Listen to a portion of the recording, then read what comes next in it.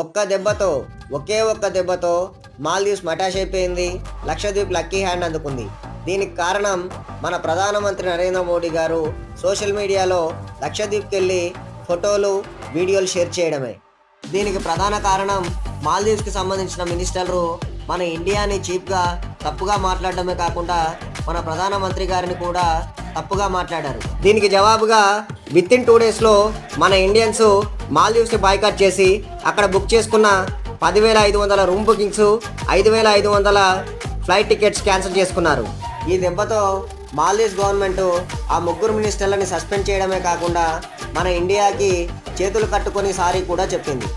ఇకపోతే India already లక్షద్వీప్లో development వర్కులు కూడా స్టార్ట్ చేసింది.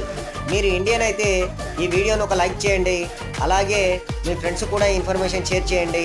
కామెంట్ బాక్స్లో జై హింద్ అని కామెంట్ చేయండి. Please subscribe.